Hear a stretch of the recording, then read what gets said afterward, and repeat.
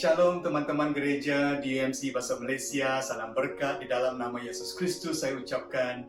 Selamat bertemu sekali lagi. Semoga saudara semua sehat dan ceria di dalam Tuhan. Hari ini kita masuk ke dalam bahagian yang keempat. Di dalam siri yang saya tajukkan sebagai 8 kunci hidup yang diberkati Tuhan. Matius 5:6, diberkatilah mereka yang lapar dan dahaga akan perbenaran, kerana mereka akan dipuaskan. Kita renungkan bahagian firman Tuhan ini dengan menanyakan dua soalan. Soalan yang pertama, bagaimana Tuhan membenarkan kita secara rohani? Yang pertama adalah berkenaan dengan posisi kita, saudara. Ia adalah berkenaan dengan perhubungan kita dengan Tuhan. Roma 1:17, kerana di dalamnya perbenaran Allah dinyatakan dari iman ke iman, sebagaimana tersurat dalam kitab suci, orang benar akan hidup dengan iman. Kita diperbenarkan kerana iman kita kepada Tuhan dan bukan kerana perbuatan kita diri sendiri. Yesus menyatakan, akulah kebenaran.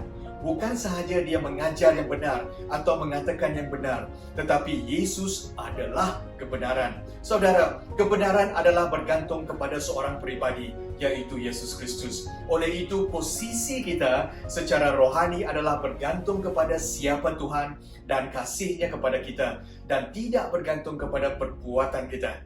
Soalan yang kedua ialah bagaimana kita dapat mengekalkan kelaparan dan kedahagaan rohani kita, supaya besok kita akan mengenal Tuhan lebih mendalam daripada hari ini, supaya minggu depan kita dapat lebih dekat dengan Tuhan daripada minggu yang lepas, supaya tahun hadapan kita akan menjadi lebih bijak dan rapat dengan Tuhan daripada tahun yang sebelumnya. Dan izinkan saya mengatakan kemampuan kita mengekalkan kelaparan dan kedahagaan kita adalah bergantung kepada posisi kita yang pertama. Hanya apabila kita menerima Yesus secara iman, barulah kita mampu melakukan bahagian yang kedua ini.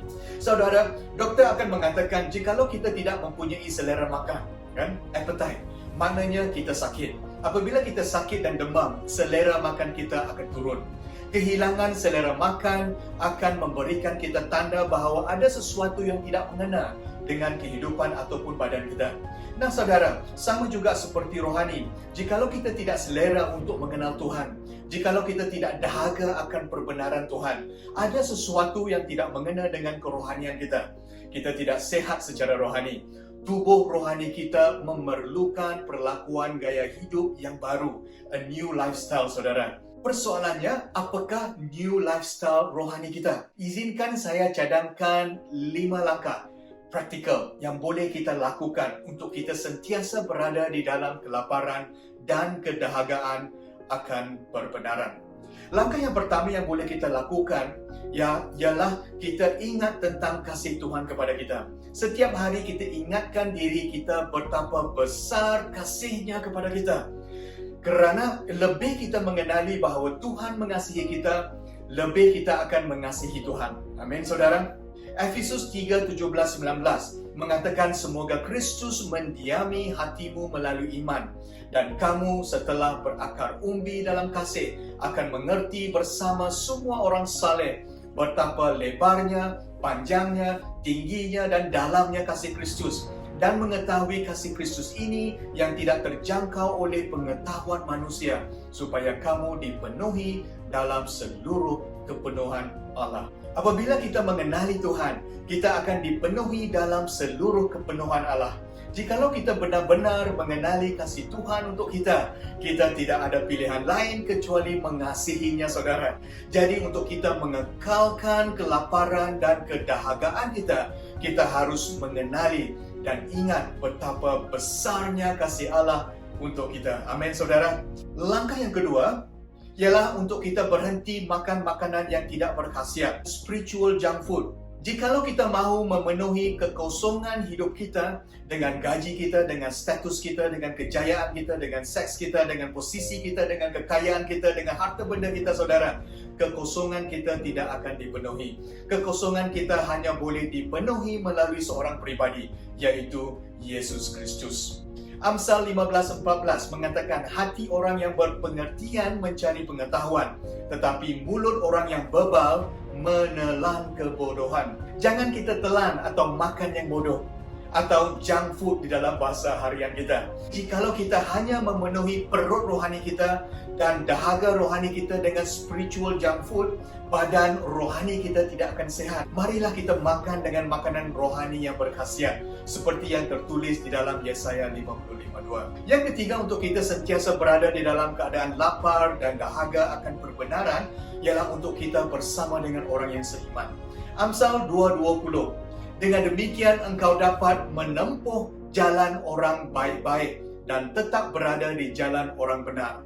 Maksudnya saudara, jikalau kita mau berjalan di dalam jalan kebenaran, kita harus bersama dengan orang yang baik-baik.